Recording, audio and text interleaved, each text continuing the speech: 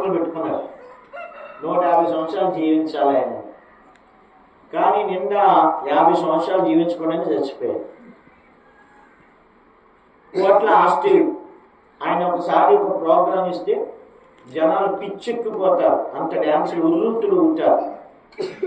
ఆస్తి సంపాదించుకున్నాడు, పేరు సంపాదించుకున్నాడు.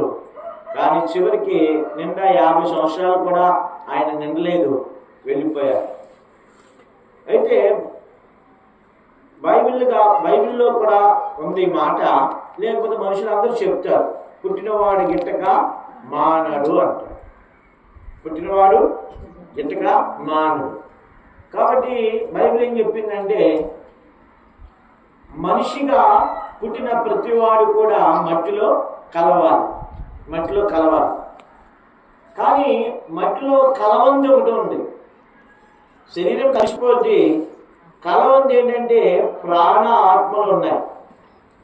కాబట్టి ఇవి ఎక్కడి నుండి వచ్చాయి అంటే దేవుని దగ్గర నుండి వచ్చాయి.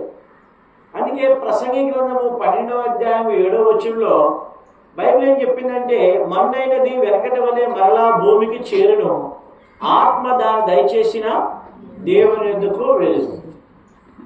కాబట్టి పెద్ద ఆయన ఈ లోకంలో ఒక 70 సంవత్సరాలు జీవించాడు.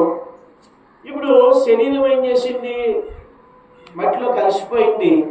కానీ లోపల ఉన్న ఆత్మ ఎక్కడికి వెళ్ళాలి? దేవుని దగ్గరికి వెళ్ళాలి. అయితే ఇప్పుడు మనకి ఈ 21 రోజులు కూడా వారి అమ్మగారు కూడా ఆయన యొక్క మాటలు గుర్తొస్తాయి. ఆయన చేసేటువంటి శాస్త్రాలు గుర్తొస్తాయి. ఆయన కోపం గుర్తొస్తుంది. తరువాత ఆయన తిట్లు గుర్తొస్తాయి. అలాగే వాళ్ళ నాన్నకి ఇప్పుడు గిద్యోని కావచ్చు, రోజే కావచ్చు, తండ్రితో గడిపినటువంటి సమయం కూడా గుర్తొస్తుంది. ఆ గుర్తొచ్చినప్పుడు మనకేం కలుగుద్ది? ఒక రకమైనటువంటి బాధ కలుగుతూ ఉంటుంది.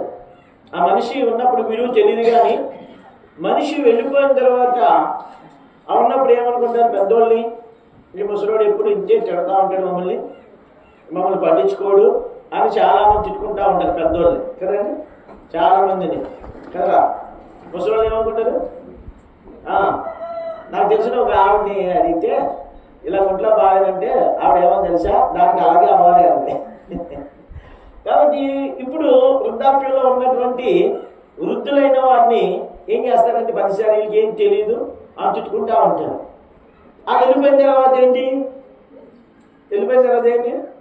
ఎంతో బాధ వస్తా